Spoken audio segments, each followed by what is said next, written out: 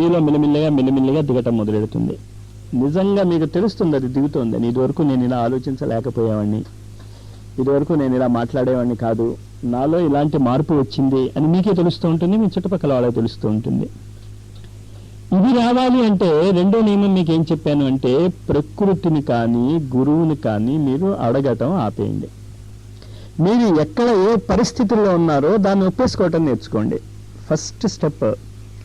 శ్రీకృష్ణ జన్మాష్టమి ముహూర్తం పెట్టినందుకు శ్రీకృష్ణుడు నేర్పిన విద్య ఇదొక్కటే.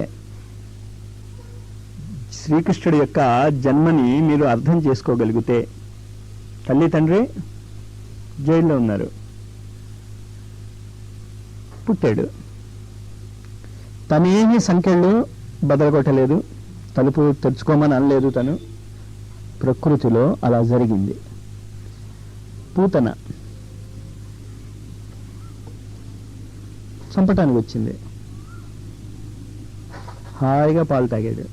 తెలీదా శ్రీకృష్ణుడికి చంపటానికి వచ్చిందని? తెలుసు.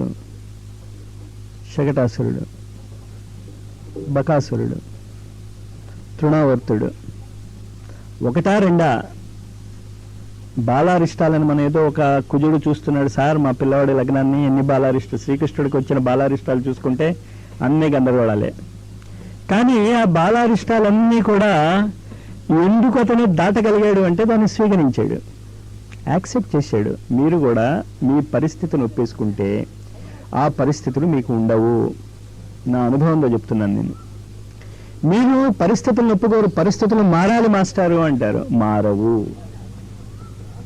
పరిస్థితులు మారవు. కానీ పరిస్థితుల్ని ఒప్పేసుకుంటే పరిస్థితులు మారుతాయి. చేసి చూడండి. అది దాంతో మాస్టర్ నోట్తో అనేస్తాను, నేను ఒప్పేసుకుంటున్నాగా. మా స్నేహితుడు ఒకతను నిజంగా జరిగిన సంఘటన ఒకతను చెప్పాడు. వైజాగ్ వెళ్తున్నట్టు అతను, టికెట్ కలెక్టర్ వచ్చాడు. ఏమయ్యా నీ టికెట్ ఏదన్నట్ట? లేదన్నాడు.